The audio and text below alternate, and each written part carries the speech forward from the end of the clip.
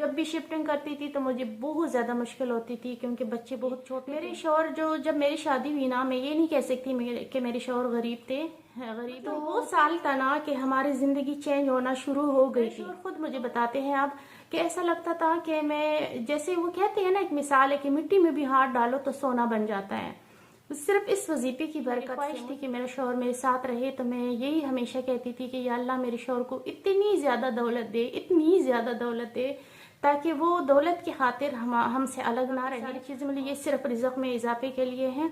तो मेरी रात को भी आँख खुल जाती थी ना, तो मैं दुआ मांगती थी कि या अल्लाह मेरे शौहर को इतनी दौलत दे, इतनी दौलत दे जितनी उनकी ख्वाहिश है, क्योंकि मुझे लगता था जब उनके पास दौलत ज़्यादा आ जाएगी तो वो हमारे पास आ जाएगी। अस्सलाम वालेकुम फ्रेंड्स, कैसे हैं आप सब? उम्मीद करती हूँ आप सब खैर खैरियत से होंगे। तो फ्रेंड्स, आज है रमज़ान का पहला जुमा और मेरी तरफ से आप सबको जुमा मुबारक हो।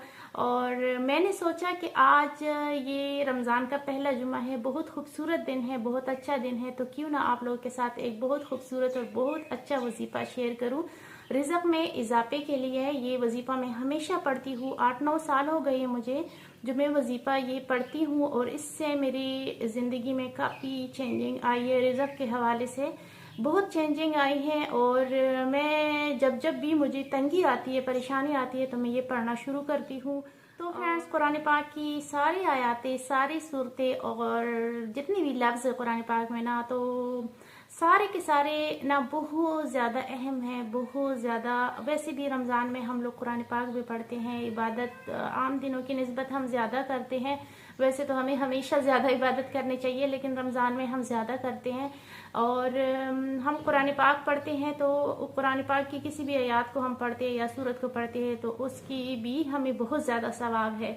लेकिन ये मुझे मिला था ना, 8-9 साल पहले की बात है, तो तब ना मैं किराए के घर में रहती थी, बहुत परेशान रहती थी। क्योंकि अगर आप लोगों में से कोई रहते हो ना किराए के घर में, तो आपको पता होगा कितने मसले मसाइल होते हैं। जब आप किसी घर में शिफ्ट हो रहे होते हैं तो आपको नहीं पता होता, बज़ाहिर सही लगता है, लेकिन बाद में कभी पानी का मसला, कभी वॉशरूम का मसला, कभी बिजली, कभी गैस, कुछ ना कुछ मसला उसमें ज़रूर होता है, जिसकी वजह से चेंज करना पड़ता है। और जब भी शिफ्टिंग करती थी तो मुझे बहुत ज़्यादा मुश्किल होती थी, क्योंकि बच्चे बहुत छोटे थे और बहुत ज़्यादा मुश्किलात होती थी। तो मैं परेशान रहती थी और मैं दुआ करती थी कि अल्लाह ताला मुझे अपना घर दे दी, अपना छत हो, छोटे छोटे हैं बच्चे, तो मेरे लिए थोड़ी आसानी हो जाएगी। यूट्यूब पे मैं वीडियो देख रही थी, तो एक वीडियो मेरे सामने से गुजरी, जो सामने लिखा हुआ था रिज़्क़ में इजाफे के लिए वजीफा। तो वैसे मैंने ना चेक किया, मैंने सोचा कि चलिए देख लेते हैं। तो मैंने जब चेक किया ना और मैंने वो वीडियो मैंने सुनी ना, तो उस वीडियो का मेरे ऊपर इतना असर हुआ कि मैंने सोचा ना कि ये अब ना मैं ये वजीफा पढ़ूंगी, और इंशाल्लाह ताला एक होता है ना आपके अंदर यकीन, और वो कहते हैं ना कि जैसे कि ये बात मेरे दिल पे लगी है। तो ये जो वजीफा था ये मैंने सुना, और जिस बंदे का, अभी मुझे वो वीडियो याद नहीं है कि किसकी वीडियो थी या फिर लेकिन वो ना, वो उस शख्स की बातें ना मेरे दिल पे लगी है।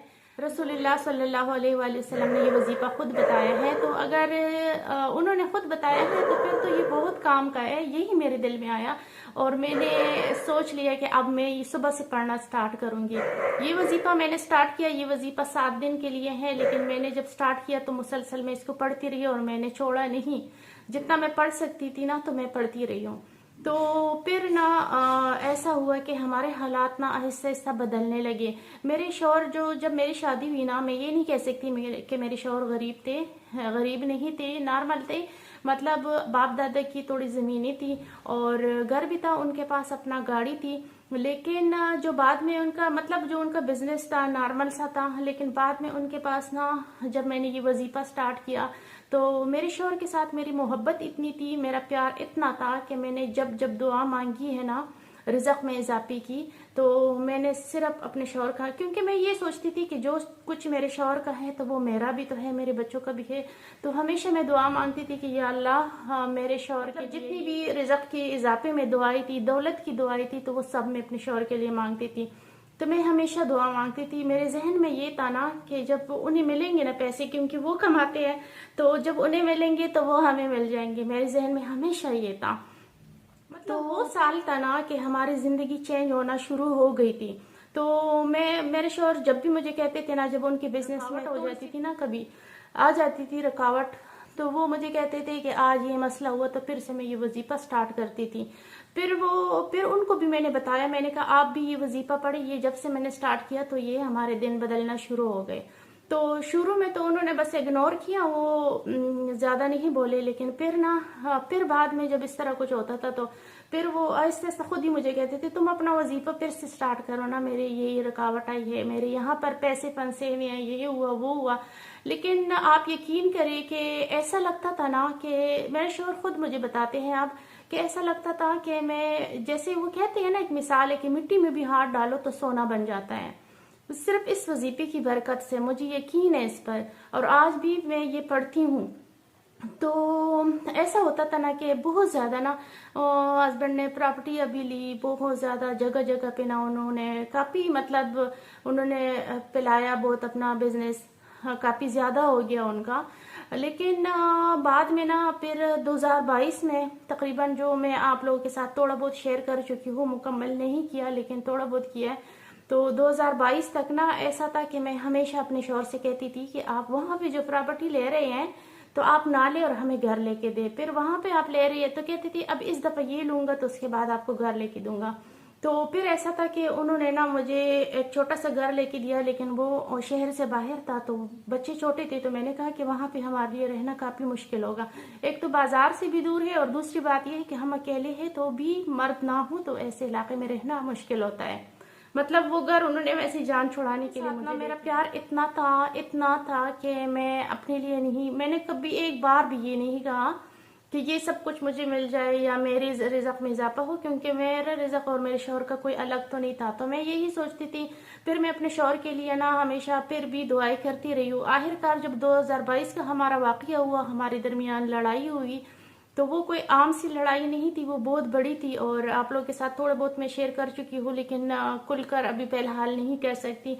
तो ऐसा था कि जब वो हुई ना तो उसके बाद मेरी आंखें खुल गई। मतलब इतना यकीन करती थी अपने शौहर के ऊपर कि एक खुदा है ना, तो खुदा के बाद इस शख्स के अलावा कोई, मेरे शौहर ने कह दिया कि ये काम इस तरह नहीं इस तरह है, तो ये बस पक्का मेरा जहन उसी साइड पे, जैसे कि अब दिन है ना और वो कहे ये तो रात है, तो मैं कहती ये वैसे मुझे रोशनी नजर आ रही है, ये रात ही है, इन्होंने जो कह दिया। इतना यकीन करती थी मैं। आप यकीन करें कि आपको लगता होगा कि ऐसा कोई इंसान हो सकता है, मैं थी ऐसी। 2022 के वाकये के बाद मैं बहुत चेंज हो गई। मुझे कुछ लोगों ने बताया, मेरी बहन जो मेरे साथ रहती है, इसके टीचर ने मुझे बताया कि ये जो वाकया आप लोगों के दरमियान हुआ ना, तो ये शायद तुम्हारे लिए इसलिए अच्छा था क्योंकि तुम्हें जगाने के लिए, तुम बिल्कुल सोई हुई थी उसकी मोहब्बत में, तुम्हें पता ही नहीं चल रहा था कि क्या है क्या नहीं। तो उसके बाद ना मैं बिल्कुल चेंज हो गई। मैं कह रही थी अपने शौहर से, मैं कहती थी जो वजीफे में आपके लिए पढ़ती थी वो मैं मुझे अपने लिए पढ़नी चाहिए थी, या मैं ये कहती कि हमारे लिए। ये वाकया सुनाने का मकसद ये है कि आप जब दुआ मांगते हैं ना तो आप ये कहा करें कि हमारे लिए, और खैर दुआ मांग रही हो तो हम सबकी बेहतरी के लिए हो। दे दे। मैं हमेशा ये कहती थी, मेरी ख्वाहिश थी कि मेरा शौहर मेरे साथ रहे, तो मैं यही हमेशा कहती थी कि या अल्लाह मेरे शौहर को इतनी ज्यादा दौलत दे, इतनी ज्यादा दौलत दे, ताकि वो दौलत की खातिर हमसे अलग ना रहे, और क्योंकि वो पैसे कमाने गए है ना तो वो हमारे साथ रहें। तो यही मैं हमेशा मांगती थी। मुझे लगता था जब उनकी ख्वाहिश पूरी हो जाएगी ना, उनको दौलत काफी सारी मिल जाएगी, तो वो हमसे दूर नहीं जाएंगे, क्योंकि वो हमेशा कहते थे कि रिज़्क के खातिर मैं बाहर आया हुआ। तो मैं इसीलिए ये कहती थी कि उनके पास पैसा ज्यादा होगा तो वो हमारे पास आ जाए। पैसा उनके पास जितना मर्जी ज्यादा हो गया और हो रहा है, लेकिन उन्होंने, मतलब इंसान की नहीं खत्म होती, ख्वाहिशात नहीं खत्म होती, वो चाहे मैं हूँ या कोई और हो, वो ख्वाहिशात इंसान की कभी भी पूरी नहीं होती, खत्म नहीं होती। लेकिन 2022 के बाद ना मैंने उनके लिए वजीफा छोड़ दिया।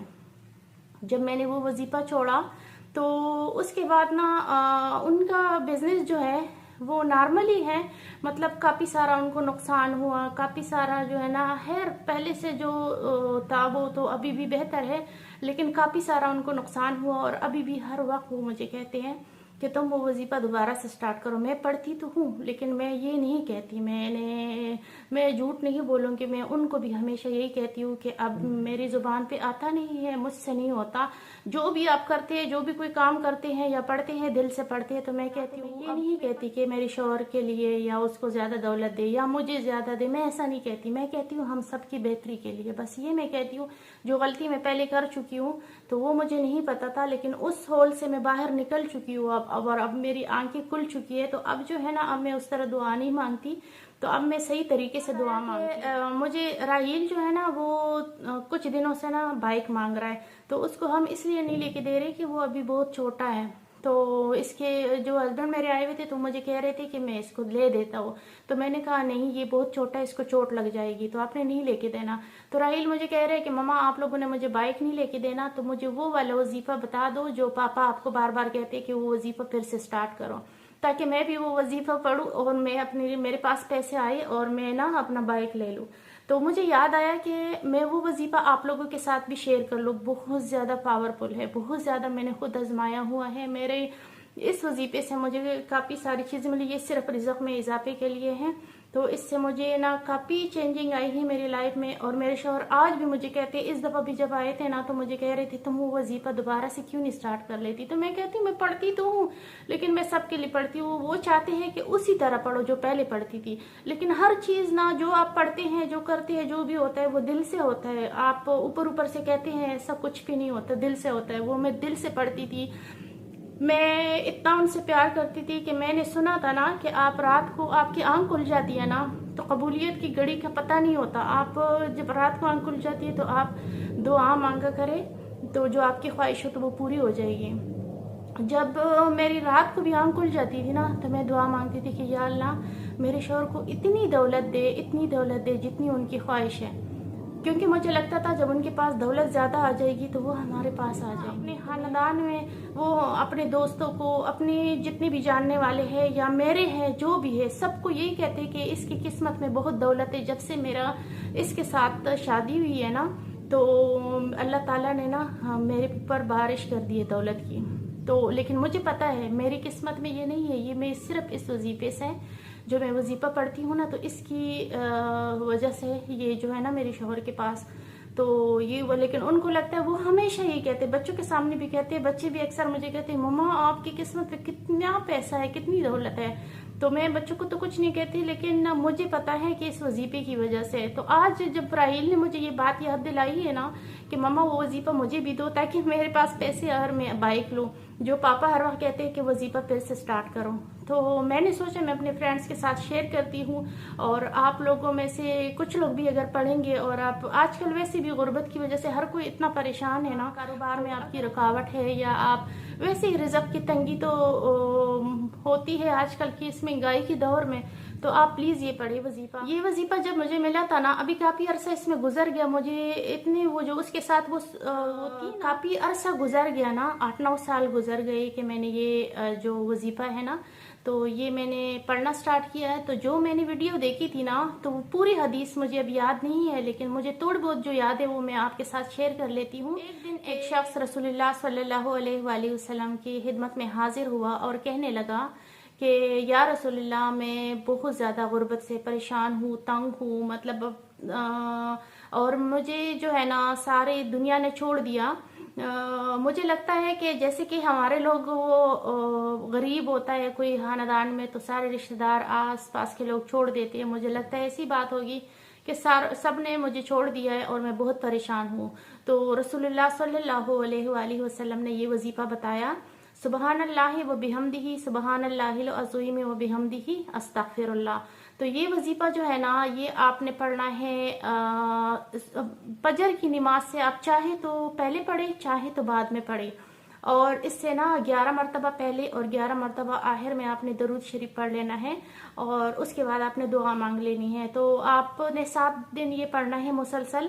मैं तो जब पढ़ती हूँ तो मैं तो पढ़ती रहती हूँ, मैं दरमियान में छोड़ती नहीं हूँ, लेकिन आपने 7 दिन अगर ज़्यादा नहीं पढ़ सकते तो 7 दिन आपने ये मुसलसल पढ़ लेना है।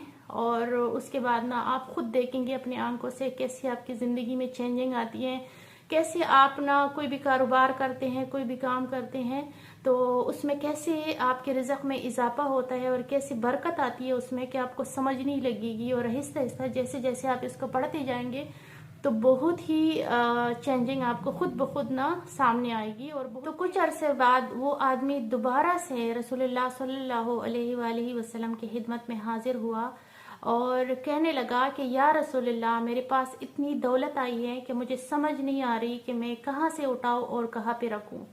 बस ये कुछ लफ्ज़ मुझे उस हदीस की याद है, मुझे मुकम्मल याद नहीं है। अगर इसमें मुझसे कुछ गलती हुई हो तो उसके लिए माफ़ी चाहती हूँ, क्योंकि इन मामलात में मुझे बहुत डर लगता है और मैं नहीं चाहती, लेकिन ये बहुत ज़रूरी था। मैं चाह रही थी कि मैं अपने फ्रेंड्स के साथ शेयर कर लूँ, तो बस इसलिए ये वजीफ़ा मैंने शेयर कर लिया। और वैसे भी अच्छी बात फैलाना भी सवाब है, रमज़ान है तो हमें कोशिश करनी चाहिए कि ज़्यादा से ज़्यादा जो है ना हम सवाब कमाने की कोशिश करें।